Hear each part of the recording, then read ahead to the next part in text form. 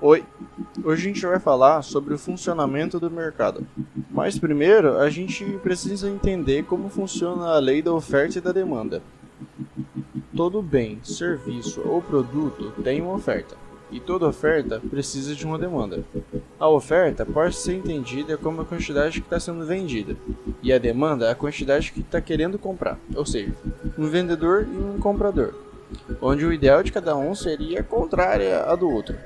E cada uma tem uma perspectiva ideal e um gráfico que representa cada uma delas. A da oferta é representada por esse gráfico, que apresenta que quanto maior o preço, maior a quantidade vendida, sendo na horizontal a quantidade e na vertical o valor. E essa é a da demanda, onde representa que quanto maior o preço, menor a quantidade vendida. Tá, mas as coisas não batem, né? Cada um quer uma parada diferente da outra. Então, como o mercado se organiza na precificação dos produtos? Para entender melhor isso, se a gente colocar um gráfico em cima do outro, a gente vai ver que vai ter um ponto onde as duas linhas se cruzam. Esse ponto se chama ponto de equilíbrio, que é onde os vendedores e os compradores estão na mesma quantidade. E esse é o ponto de equilíbrio da oferta e da demanda, que é a base de praticamente tudo na economia.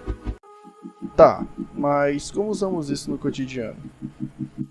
Sempre que você vai no mercado, há uma oferta, de tomate, por exemplo, e uma demanda, que seria a sua necessidade de comprar aquele tomate. E justamente essa é a diferença entre a demanda e a oferta, que possibilitou a identificação da lei da oferta e da demanda ainda no século XVIII. No entanto, essa relação é muito mais antiga que sua teorização, visto que ela é a força motriz do próprio comércio e da economia.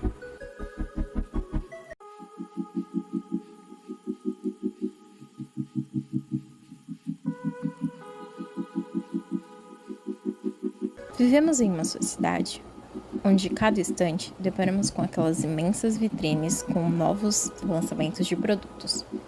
Muitos dizem que é a moda do momento, outros é a tendência de mercado. Entretanto, nada mais é do que o grande excesso do crescimento, avanço tecnológico exigido por nós mesmos.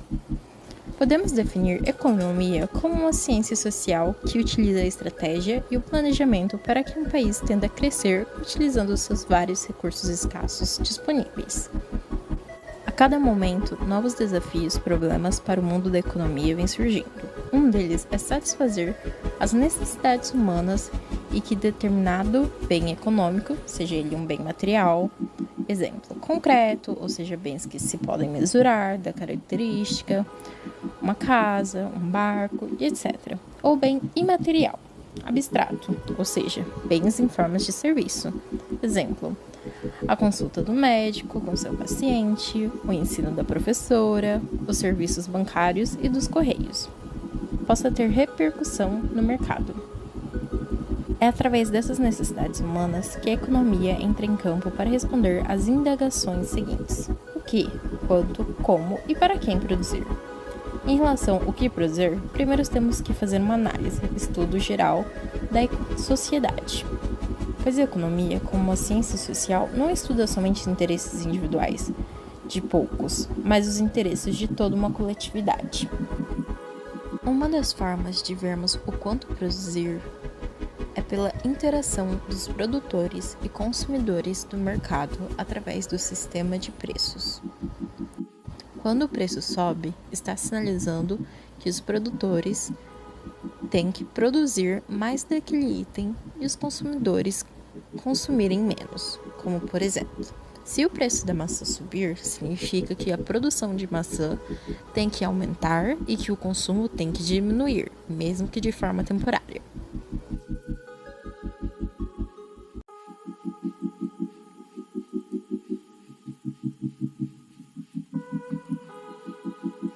Agora, iremos falar de outro problema que é fundamental na economia, que é como será produzido os bens? Ou, em outras palavras, quais fatores de produção serão aplicados durante o processo de produção? Temos que observar alguns fatores como matéria-prima, a mão de obra, o dinheiro que a empresa dispõe e a tecnologia que querem entregar como serviço. É preciso observar que nossos recursos nesse planeta são escassos, então temos que ter cuidado com o que produzir, para ser de forma que não machuque a natureza. Então é preciso ter consciência ambiental ao produzir um bem. Também é preciso organizar os custos e ganhos com essa produção, dado que é recomendado um equilíbrio entre os valores para que a empresa não ganhe e nem perca. Assim procurando mão de obra qualificada, porém não tão cara. Sendo assim, deve sempre focar em ter um equilíbrio em todos os aspectos para ter um produto mais elaborado, também focando no objetivo da empresa. Retomando a ideia de ter representado o quanto a empresa quer investir no produto. Caso não desejem um produto de alta qualidade, terão caminhos os quais conseguirão seguir para ter o nível que buscam. E caso queiram ter de muita qualidade, também terão variadas opções para seguirem. Isso também vale para a tecnologia. Um produto com muita tecnologia será mais difícil de produzir. Já outro que demanda mais atenção será feito de modo tradicional, dependendo da mão de obra será mais fácil de ser feito. Então, sendo assim, é necessário pesquisar sobre os produtos e os objetivos que buscam atingir com ele, para ter um planejamento melhor e terem vendas de sucesso.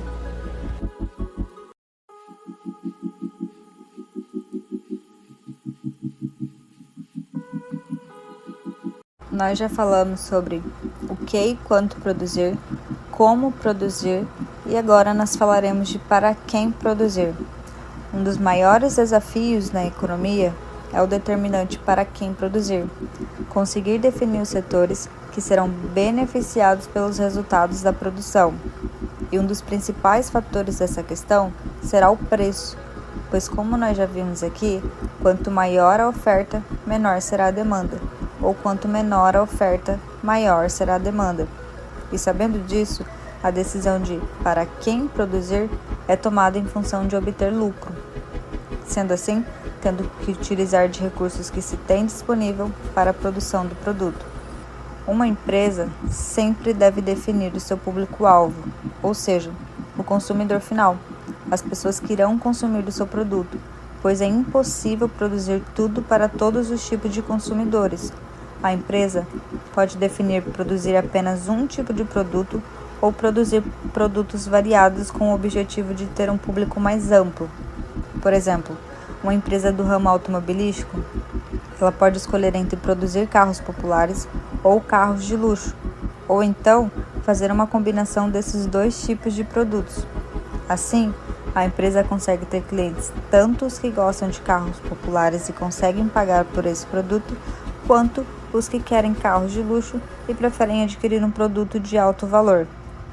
Tudo dependerá do produto em questão e a quantidade, pois se temos muitas pessoas querendo comprar determinado produto e pouca produção, consequentemente o valor desse produto será mais alto.